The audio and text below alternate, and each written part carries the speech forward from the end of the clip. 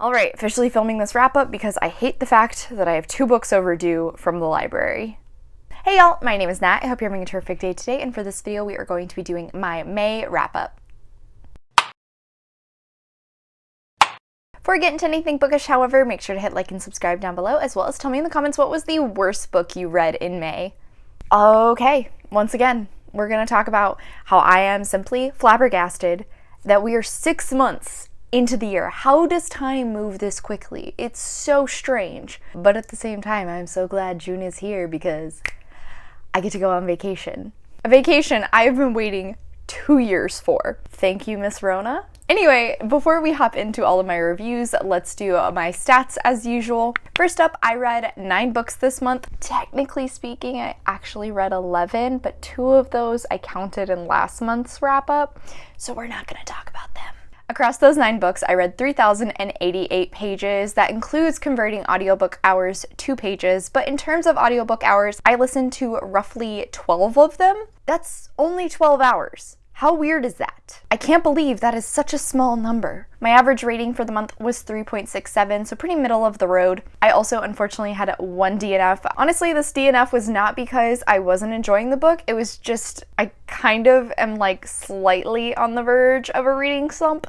As for my genre breakdown, I read 1 fantasy book this month, 2 graphic novels, 1 nonfiction, 4 romances, and finally 1 sci-fi. As for the additional goals I set for myself, I unfortunately did not finish a big book this month, but I did read a nonfiction as well as a comic/graphic novel, as you can see in my genre breakdown. And on that note, we are officially done with all of the stats. Let's jump into all of the official reviews. This month, I think I'm gonna go from my worst book to my best. So first up, the worst book I read this month, unfortunately for y'all, is The Giver by Lois Lowry. I say unfortunately for y'all because I'm not gonna review this here. I talked about this in my books that were on my TBR The Longest video, and I'll put a link to that in the cards over there. Fortunately, I wasn't a big fan of this. At the same time, I'm not really that surprised because dystopians and I, we don't get along. Thankfully, this is a library copy. One of the books I really need to return. I think they already rechecked it out for me. I gave this 2.5 stars in the end. If you want a full review, like I said, video over there. My next lowest rated book is unfortunately a comic that rolled over from my April TBR, and that was Spider-Gwen Ghost Spider Volume 2 Impossible Year by Shauna Maguire and Takashi Miyazawa. Majority of these issues are following Gwen as she hunts down this man-wolf thing. He's more like a mobster. Anyway, I enjoy the characterization that Maguire does of Gwen in this series. However, I don't think Maguire's writing is great for a comic book series. It feels like she has a plot idea, but it's too short for 1 issue, so they try and stretch it out. With a comic book style, every issue kind of has recurring points you have to hit, especially with a character who is not as well established. Every issue has a little introduction of Gwen, some of her background, how she came to be who she is, kind of like the running gag in Into the Spider-Verse. So then it takes away from the dedicated time we have for the plot in each issue, and unfortunately that has made it so that a storyline that probably should have taken 2 is stretched into 5. I do like that the plot in this does span across many different universes, especially coming off of the first volume with the Spider-Geddon story arc. I just was really underwhelmed with every one of the action sequences. Even the big bad wolf guy that she ends up fighting at the very end, I think their fight took max a page and a half, especially with the amount of buildup we had. I was really expecting that fight above all others was at least going to be dragged out. This is technically the last of the Spider-Gwen volumes, and after this we're going to officially hop into the Ghost Spider name. I believe Shauna Maguire is also the writer for that series as well, and I am intrigued to pick it up, but it's a little lower on my priorities just because, as I mentioned, I don't know if her writing is really perfect for a comic book medium. I went with 3 stars on this one. It was fine. I'm glad I have it on my shelves because Gwen is one of my favorite characters. Honestly, I kind of prefer the original series more. My next 3-star read is Fake It Till You Bake It by Jamie Wesley, which I read as a part of the Smut Den readathon. I actually have a ARC reading vlog, which is going to be coming out here shortly with a full review of this one, so I'll put a link to that in the cards whenever it's out. I did give this one 3 stars, however, so a little bit of a peek. Next up is a graphic novel I was highly anticipating, and that is Piper by Jay Asher and Jessica Freeberg. I was really excited for this because I thought I had finally found a book which will give me those creepy fairy tale retelling vibes that I've been wanting. Thankfully, Thankfully, I did find that in this. This has absolutely gorgeous art as well. Unfortunately, I don't think this is gonna be a new favorite, however. Like I said, this is a fairy tale retelling, specifically of the Pied Piper story. However, we are seeing it from the perspective of this woman named Maggie. She is actually deaf and has been alienated by majority of her village because of her disability. However, one day the Piper comes to her village to handle the rat problem, and the two of them start to it's supposed to be a romantic relationship, but it does not feel convincing, so I'm gonna say they become friends. And then we just watch as the classic Pied Piper story starts to unfold. But I will say I was happy that Jessica Freeberg and Jay Asher did give this a bit of a twist, mostly at the end, which left me very unsettled and was definitely different from the original. So I appreciated that they took some liberties, making it so that this actually felt like a retelling and not just like this was a graphic novel version of the classic story. The biggest issue I had with this, unfortunately, was pacing was so odd. The story itself felt like it should be slow paced. The movement between art panels, however, felt very quick, which really caused for a big disconnect and a weird reading experience because I felt like the story should be moving slowly, but art panel to art panel, the progression was so quick that it almost felt like what we were seeing didn't match what we were reading in the dialogue. Also, given the length of this, there's not a lot of character development and thus not really a lot of development in terms of the relationship between Maggie and the Piper. Wasn't really convinced by any kind of a romance. I do think it was very clever on the author's part to retell the story from the perspective of someone who is deaf, so obviously Maggie isn't impacted by the Piper's song. However, with that being said, the way the authors wrote about her disability was that she could read lips, which A, isn't a perfect translation of what somebody's saying, but B, in the art, sometimes characters would say things to Maggie, but they wouldn't be in her line of sight, and yet she would still know what they said and respond. Doesn't really make sense if she can only understand you via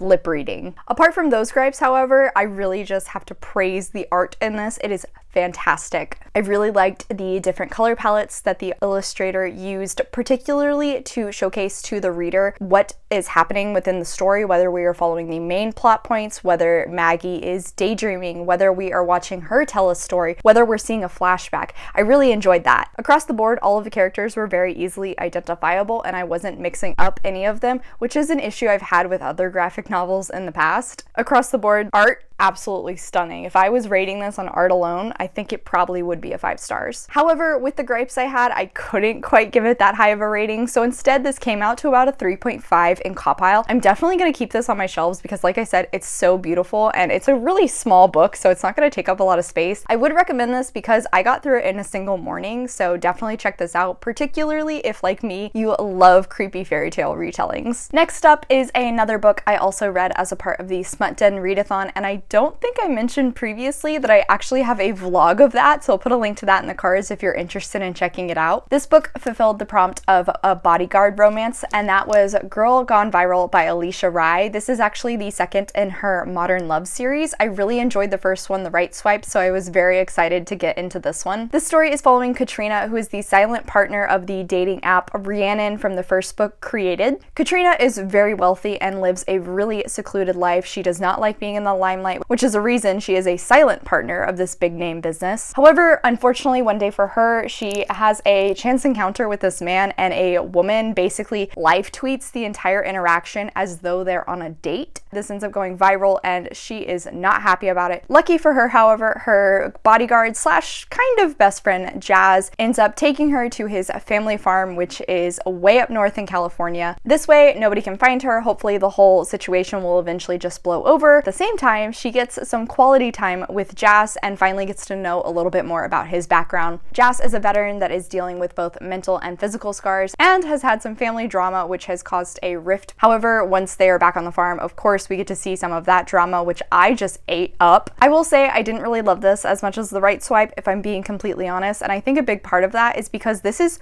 very slow moving in terms of romance, which is fine. Other people love slow burn, and sometimes I enjoy it too. In this case, chapters. Not my favorite though. I'm not exaggerating when I say it felt like they barely spoke about anything of great importance until maybe the 50% mark. However, with that, there was tons of time for mutual pining between the two characters. I do think 𝗖ście did a fantastic job in showcasing to the reader these two have known each other for years. They are very close friends, even though he is her bodyguard and she is his employer, which definitely was making each of them feel a little uncomfortable in their feelings for the other. I think it's really impressive that 𝗖ście was able to showcase to us that these two had known each other for years in the little touches, the way they would respect one another's boundaries. That's all absolutely wonderful, but I wanted more of it from their interactions as well. Once again though, I do think 𝗖ście did a fantastic job with casual diversity throughout this book. She highlights underrepresented identities and really treats them as fully fleshed out, identifiable characters. Even though the romance in this wasn't my favorite, I did enjoy alternating the perspectives of Kat and Jazz to see how they were dealing with both of their past traumas, meaning I was really invested in each of their side plots. This was my first bodyguard romance, and overall I did actually really enjoy that aspect of it. Jazz was so protective of Katrina without being possessive. He was able to be there for her while also still maintaining boundaries so she didn't feel like she was being coddled. The main plot revolving around Katrina going viral I think was clever and well handled throughout the story. I also really appreciated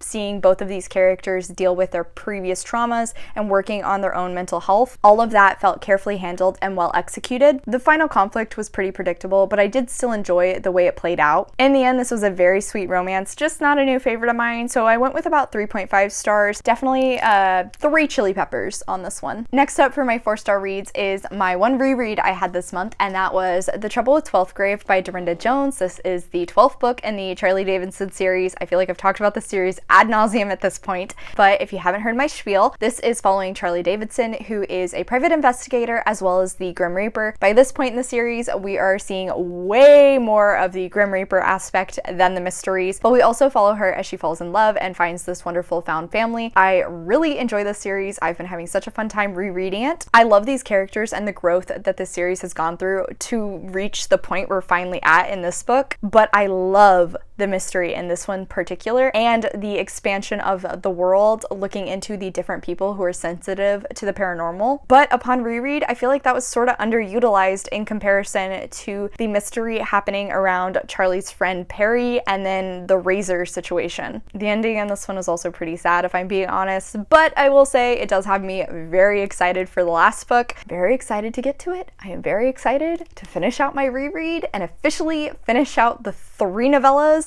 Anyway, I did still enjoy this one, but I just wish the main element I was most interested in got a lot more page time, so this one was also 4 stars. My second to best book of the month was Hood Feminism by Mikki Kendall, and this was my nonfiction read. This is a series of essays by Kendall in which she is discussing many different issues that fall under the umbrella of feminism, but unfortunately don't get near the amount of screen time as they deserve and often end up falling to the background. This was an incredibly thought-provoking book of the importance of intersectional feminism and, like I said, the many issues that fall under it but don't usually get a lot of attention. Overall, I thought this was a very important read, and while I would recommend this to pretty much everyone, if somebody has had a lot more experience in feminist literature, I think this could probably feel pretty introductory for you. I think the author did a fantastic job laying out this book and explaining the different issues and then how they would interconnect with one another. She's quite eloquent while at the same time keeping a pretty casual tone, so this doesn't feel too textbook based and like it's going over the average reader's head. I have read some feminist texts before, but even on the topics I would consider myself quite knowledgeable, she would still drop just this line that would have me sit back and think. She's very insightful and made me look at so many of these issues with a new perspective, and some of those definitely made me uncomfortable. Chances are pretty much anyone is going to be slightly uncomfortable reading this book, and that's a big part of the point. Kendall definitely calls out the hypocrisy and hesitancy that many of us have around some of these issues. They're not a simple fix, they're not easy to talk about, but that's why they're important, especially if we want to actually enact serious change.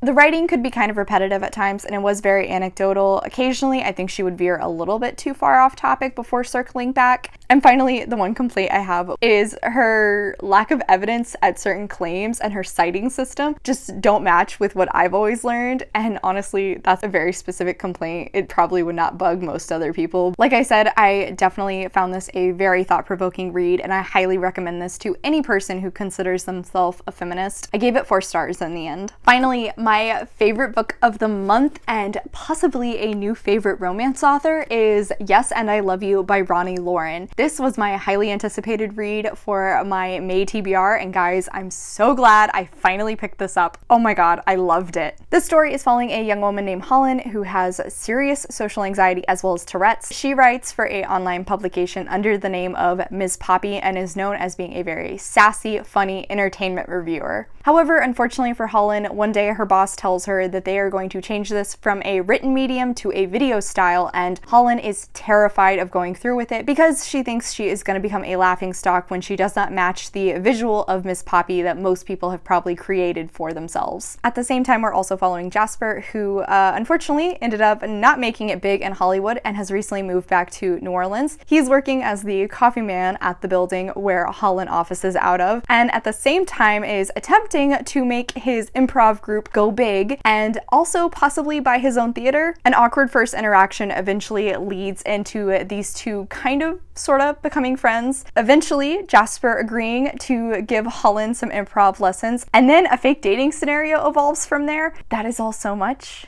and yet perfect. So good. So dang good. I loved it so much. This was also the first romance book where I officially implemented a tabbing system, and I had such a great time tabbing this. This was adorable, sweet, funny, spicy. Like I said, this is a fake dating scenario, but it definitely does not fit the traditional setup, so I didn't really have my normal gripes with that trope. I read this as a part of the Smut Den readathon as well, and although I read it fast because of the readathon, I think I probably would have just read this fast in general. It was so good. I had such a hard time putting it down. In the beginning, I was really thinking this was going to be more of a light rom-com read, and while it definitely has some comedy elements, I was really impressed at Lauren's handling of some of these heavier topics. Like I mentioned, Holland has Tourette's. I also believe she has some kind of a anxiety or panic disorder, and then Jasper has ADHD as well as was a foster kid. Both characters were well created, with depth that encompassed their neurodiversity but did not hinge on it. The chemistry between them was absolutely undeniable from the first meeting. Like I said, awkward introduction to flirty banter follow-ups, and then eventually an actual friendship. This also kind of has the friends with benefits trope as well, which I was not expecting, but like I said, the spice. The progression of their relationship felt very natural as the book moved on, and even though there was some jealousy that came about from Jasper, I actually didn't mind it. It felt warranted in the situation that took place, rather than over the top and possessive. I really loved that the both of these characters leaned on one another, but the main revelations and big moments that happened in each of their lives were because of their own strengths and experiences. With an improv element, I was really hesitant, didn't know how it would actually be funny in a written format. It didn't feel too awkward, thankfully. There was also another big romance trope that appeared that I'm not going to talk about, but I wasn't expecting it. I don't usually enjoy it, and I didn't mind it in this one, thankfully. I was very nervous that it was going to become a bigger issue than it did. The final conflict both caught me off guard while also kind of being predictable, if that makes sense. New favorite romance author? Quite possibly. I highly recommend this. 5 stars, 4 chili peppers. Okay, y'all, so that is it for today. Thank you so much for coming to my channel. I really appreciate it. Make sure to hit like and subscribe down below. I have all my socials linked in the description if you're interested in keeping up with what I am reading. I come out with videos on Monday and Friday, but until then, I hope you continue to have a terrific day. Love you, bye!